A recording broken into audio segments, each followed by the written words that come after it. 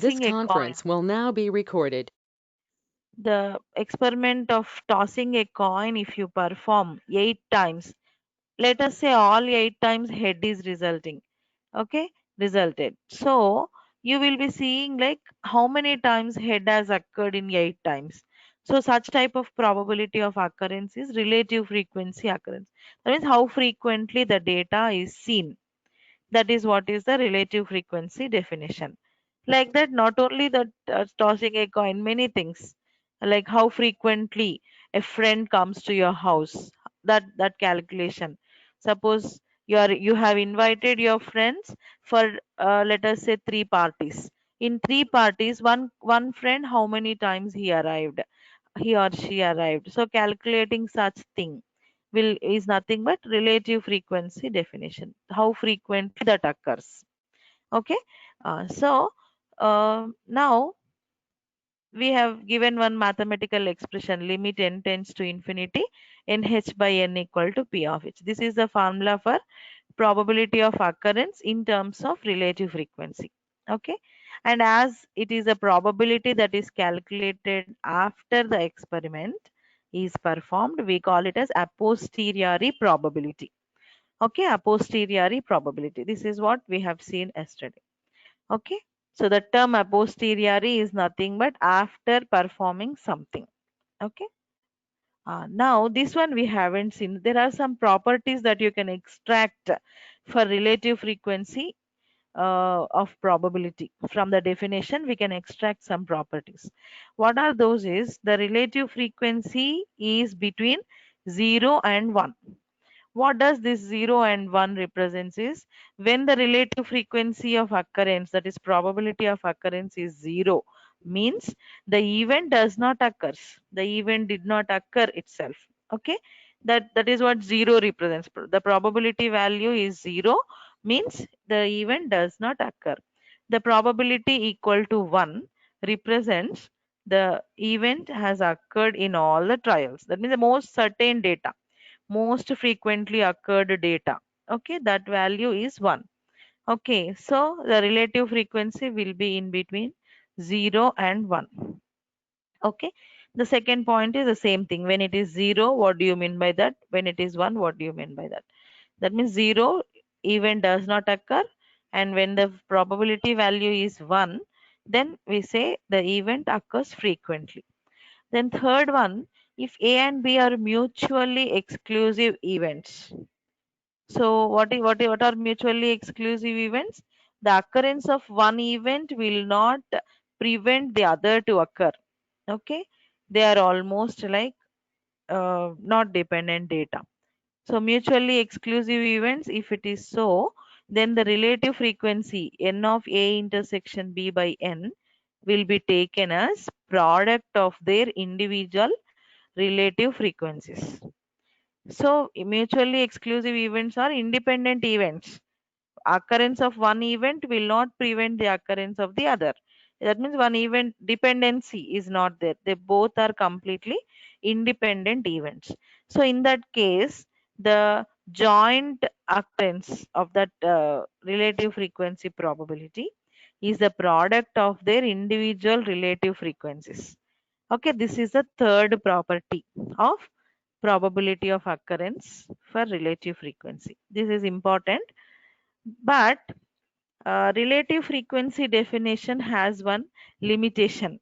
It cannot be used for all the cases because you can see here this definition is no precise. That means it is not appropriate or correct because the experiment needs very large number of events.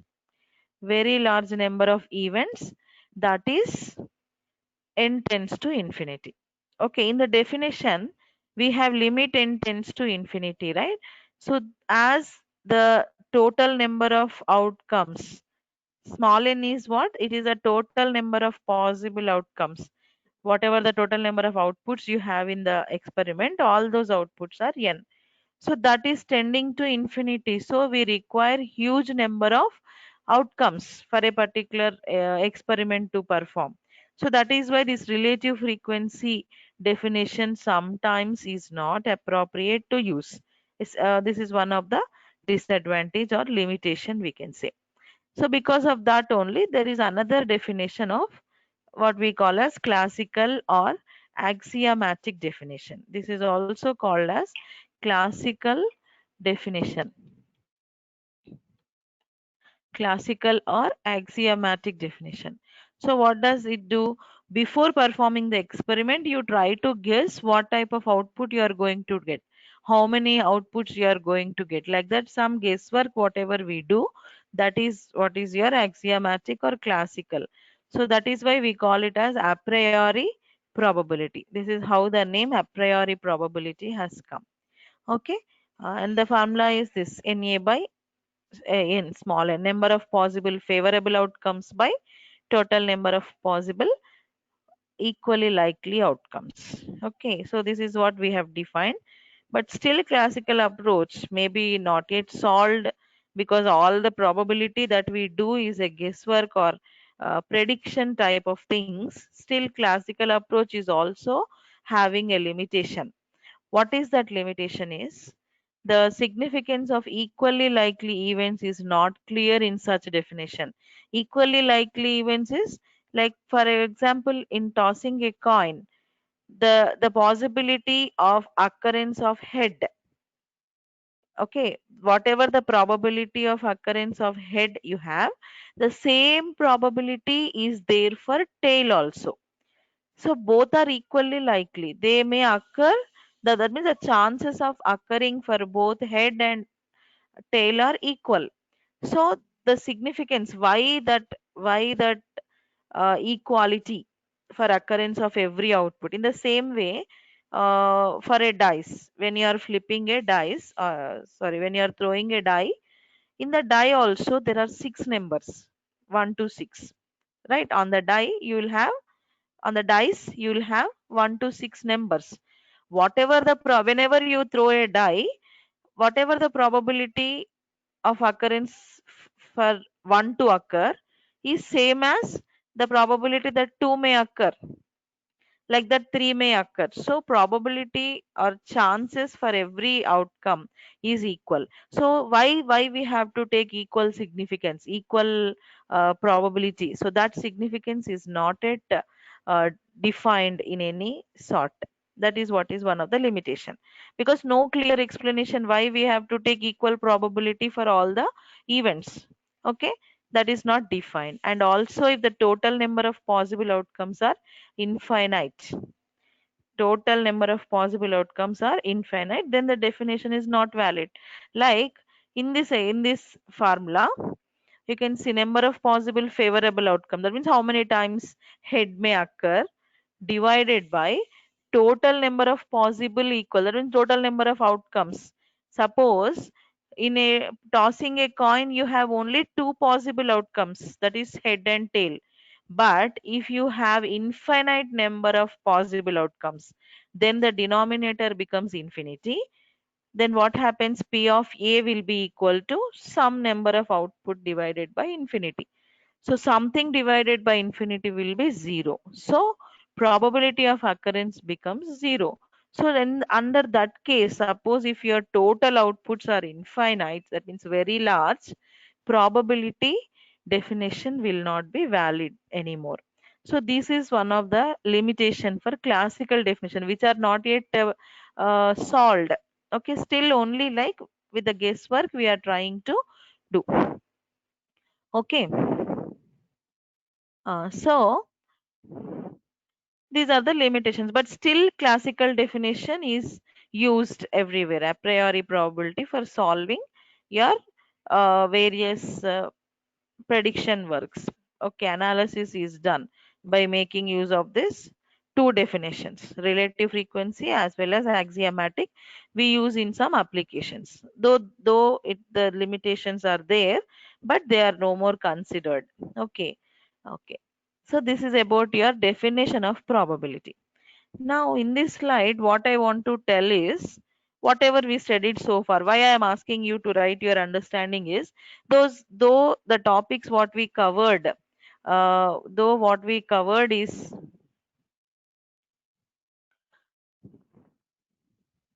1 minute. Though what we covered is very basic and introduction, still those are asked in your university question paper. See 2B, the question 2B, you can see define the terms outcome, event, sample space, mutually exclusive events. So these are asked in the question paper. Similarly, 3A, discuss the relative frequency approach and axiomatic approach of probability. So these definitions are very important, whatever we have seen. In the same way, another question paper I have collected in which you can see discuss mutually exclusive events with an example. Define probability set and sample spaces. These all we have seen definitions. And your understanding is very important to write because each question carries 5 marks. So to attempt that, at least you should write few examples uh, in detail. Okay. Then third one, you see, write the classical and axiomatic definition of probability and for a like one problems yet to see. Okay, we will see. This is asked for 10 marks. So it is very important, like if you have any doubts at this part, you should ask, you should raise, because where listening is easy but writing is difficult. So it is um, it is advised for you, if you have any doubts until this part, you should raise and ask. Okay, so this is what I want to tell up to this. Now next one is it clear up to this part, everybody? Yes, anybody? Only we have defined so far, only the definitions. Yeah. Next is important thing, axioms of probability. So we have defined probability. Whether an event occurs, it is 1. If it does not occur, it is 0. So the axioms are nothing but something like conditional rules. The rules that we frame, which are used for what we say, which are used for solving a huge number of data or huge number of problems. So first axiom, what does it says is the probability of occurrence of any event p of a is greater than or equal to 0. So far we have seen if an event occurs, that means if we see an output, then we say that the probability is 1, and if it does not occur, it is 0. So that means what, the probability of occurrence of any event is either it should be 0 or it should be more than 0, greater than 0, stating that it should not be a negative number. The probability is not a negative number, it is a non-negative number or a positive number. That is what this first axiom states. Okay, the first axiom states that probability of occurrence of any event should be positive. Then, as I told you, like every event that occurs is equally likely. Every event that occurs is equally likely. Equally likely means what? Every event has equal probability of occurrence.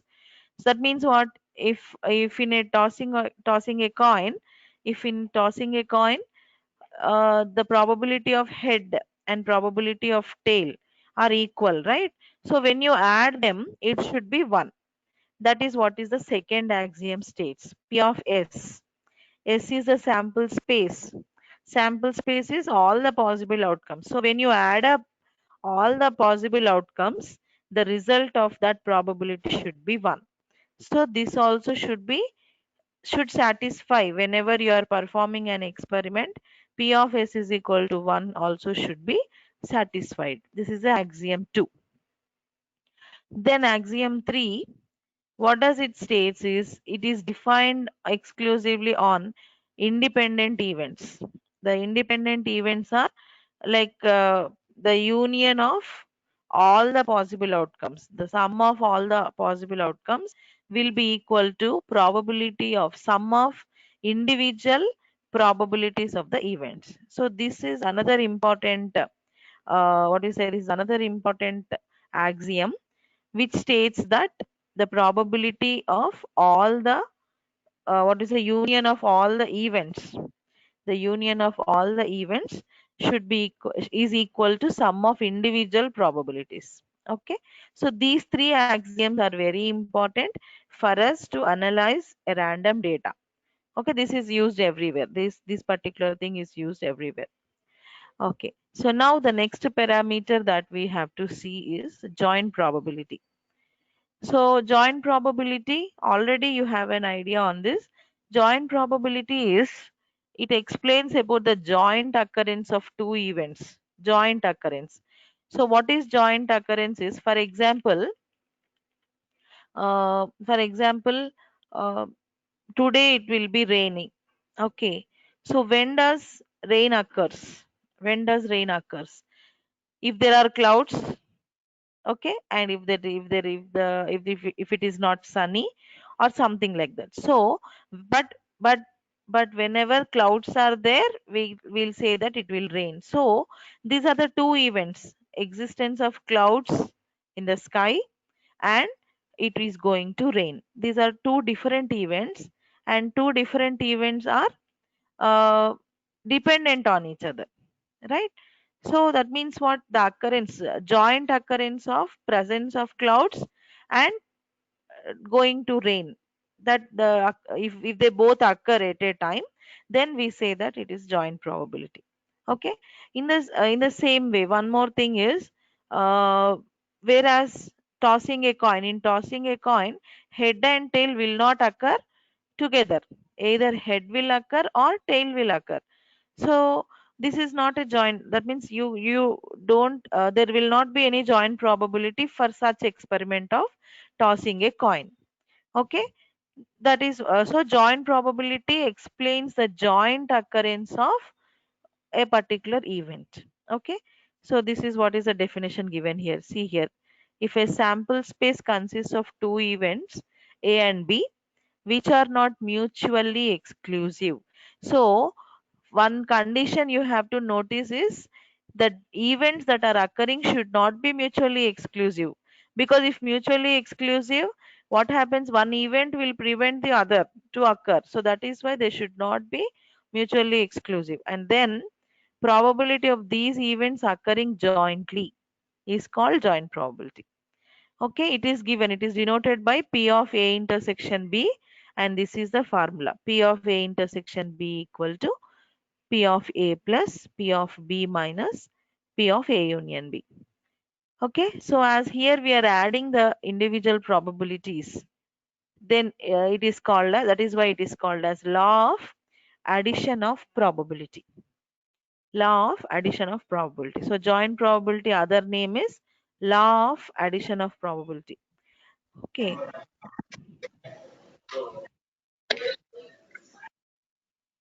Yeah. So one example I want to give here. That means some, to know the conditions. What should be the conditions imposed on joint probability? For that, throwing two dice at a time. Throwing two dice. One die. Please, some of you mute your microphone. Yeah. See, one more at this point I want to tell you. If anybody have joined with names, some caller 1, caller 3, like that I see, please change to roll numbers. Later your attendance will not be marked. Okay, yeah. So what we are seeing, some example for joint probability. So best example for joint probability is throwing two dice at a time. What is this throwing two dice at a time? Is one die will have the numbers 1 to 6, like this. This is the image I'm showing you. You have two different dice. One die will have the numbers from 1 to 6. Another die also will have the same, the numbers ranging from 1 to 6. So whenever you throw two dice at a time, if a number 1 is seen on one die, so on the other dice also you may see the number 1. Okay, that means what? The occurrence of 1 already on the first die will not prevent the occurrence of 1 on the second die. Both can occur together. Okay, there is a chance that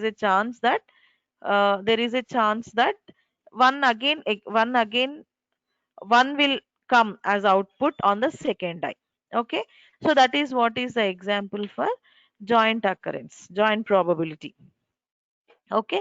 So such type of cases. Similarly, whenever you are throwing dice, whenever you are throwing dice, if you get an output as 2, okay, if you get an output as 2, the second die also will give you a 2 number. That means what? The occurrence of first number will not prevent the occurrence in the second case. Okay. So like that, if both events occur together at a time simultaneously, then we call it as a joint probability. Okay. So this is about joint probability. This is important formula, and the other name of joint probability is law of addition. Okay. So there are some conditions now. What are the conditions? First condition is the two events A and B or X and Y, whatever we take, they should be independent of each other. The occurrence of one event should not affect the other. So that is why the two events should be independent. For the joint probability to exist, the two events should be independent of each other and they must occur at the same time. Okay, these are the two conditions that we have to check for whenever you calculate joint probability. Okay. And according to the previous, like if you go for axioms of probability, in this, if the events are independent of each other or something like that, then P of A intersection B will be 0. Okay. So in that case, the probability equation, joint probability equation will be like this. P of X intersection Y will be equal to product of individual probabilities. Okay. For independent events, for independent events, the joint probability will be equal to product of individual probabilities. Okay, this is what we have to know. There is another condition. If the two events are independent of each other, then the joint probability will be equal to product of their individual probabilities. So this one we can see with a proof later in the other classes. Okay. So up to here, is it clear? Yes, anybody is having any doubts? We'll see, we'll solve more problems for our better understanding, like what all these parameters mean. Yes, any doubts up to this part? Shall I go for the next one?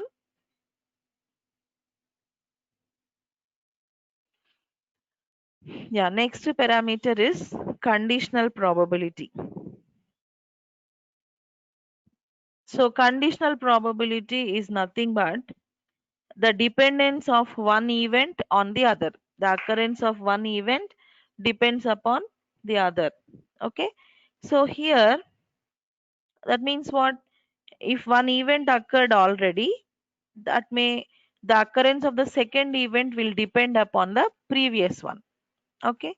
Previous occurrence of the event. So for that, let us take an example. Like let us consider two experiments A and B, which has sub events like A1, A2 up to AN, and the experiment B contains events B1 to Bn respectively.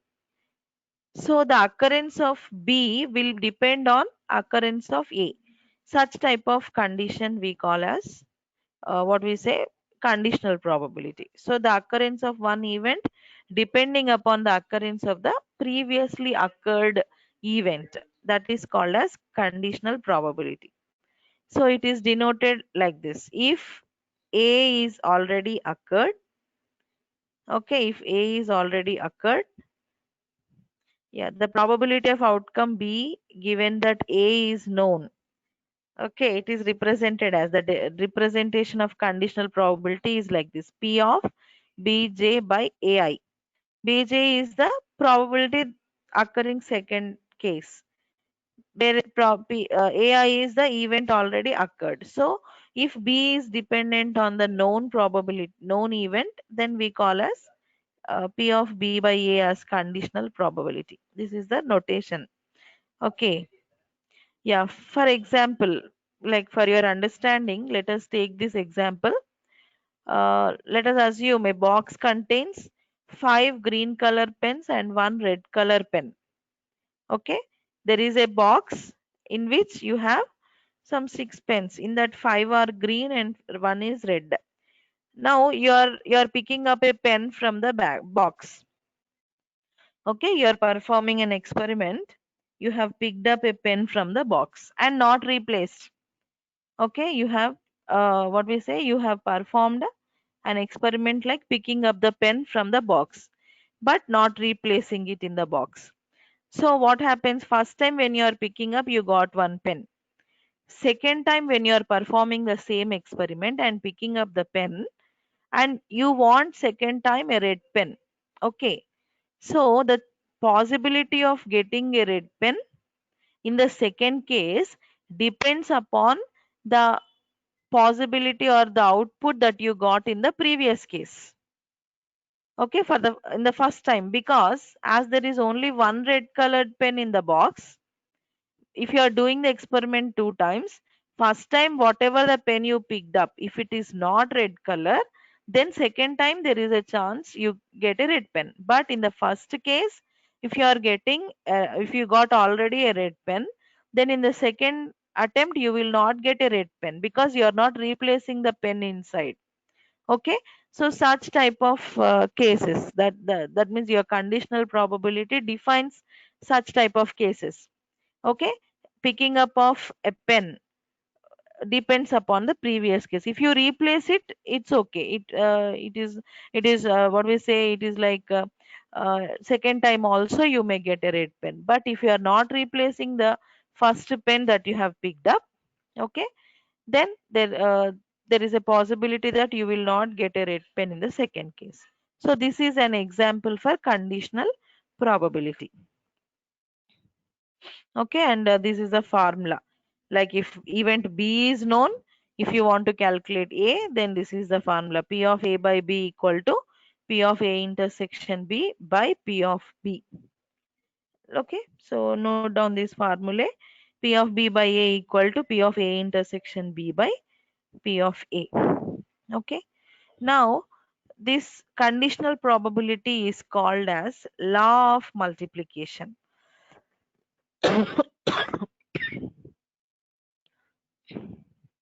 Law of multiplication, because here P of A intersection B, which gives you the product of two individual probabilities, right, for independent events. So that is why, like in this, or P of A intersection B equal to P of A by B into P of B when P of B goes to the left side. Okay, so this will give you something like product terms. So we call this conditional probability as theorem of multiplication or law of multiplication. Okay, so this is about conditional probability. Is it clear up to this point? So today we have seen two different terms, joint probability and conditional probability.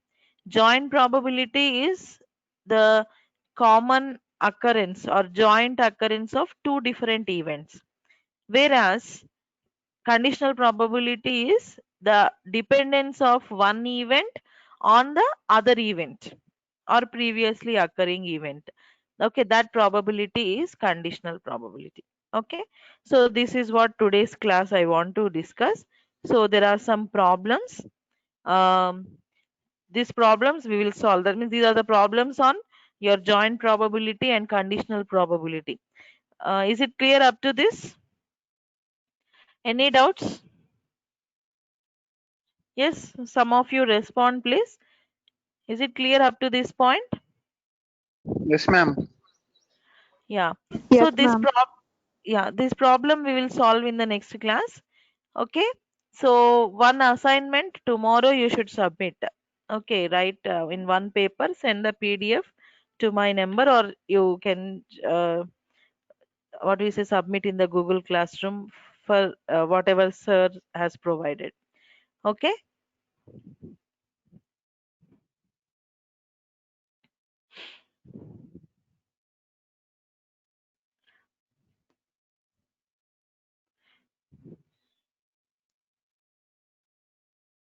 Who is this caller 3?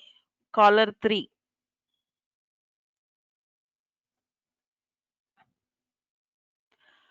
Okay. So you can write down this problem and try to solve these two problems. We will see these problems in the next class.